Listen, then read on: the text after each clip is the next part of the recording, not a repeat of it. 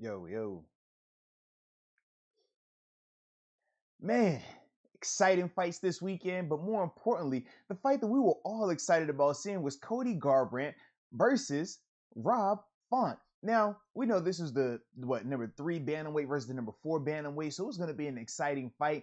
Obviously, we had just saw Cody win in spectacular fashion in his previous fight, so it was a lot building up to this showdown between these two guys, man, at this at the UFC Fight Night main event out in Vegas. But man, when the fight started, you talk about changing drastically. First round goes, and Rob was doing his thing, controlling it with the jab, in terms of controlling Cody with the jab. He self-proclaimed best jab in the division, best jab in the UFC. I'm not gonna lie, it looked good. It looked good. I didn't want it to look good because Cody is my guy. I love watching Cody, man, Mr. No Love himself. But man, Rob was controlling him with the jab. But what I was impressed with when I was looking at Cody was this. First off, we've seen in the 3 losses that Cody had going into this fight, whenever he's gotten beat, it's more so because he gets hurt and then he bites on the mouthpiece, gets into a firefight, and ultimately ends up getting caught instead of letting himself recover. And that's ultimately how he would get knocked out. So when you get to this fight versus Rob, you see a couple of times where he's getting hurt, especially in that first round, right? He got caught with a little bit of a shot.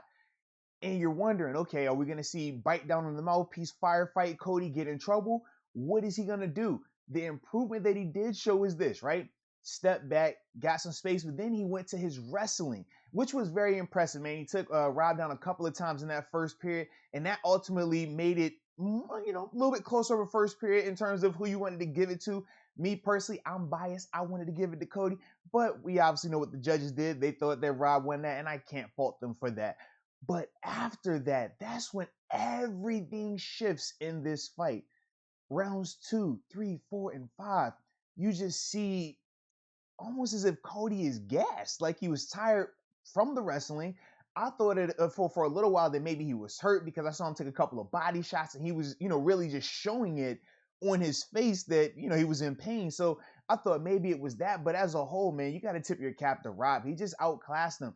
Outside of that first period where he got taken down a couple of times, from then on, he started to stuff the takedowns and still just stay true to that jab, stay right behind it, man. Good boxing fundamentals, and just ultimately, man, show that he was the better fighter for that, that night, man. So even though, like I said, I wanted Cody to win because I like Cody, that's my guy.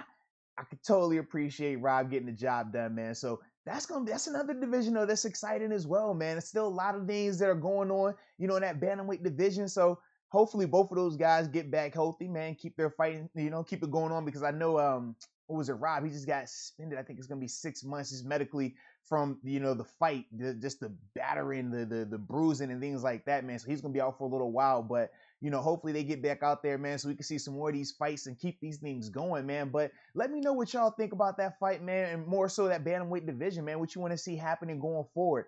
Appreciate you for tuning in, and until next time, baby, peace.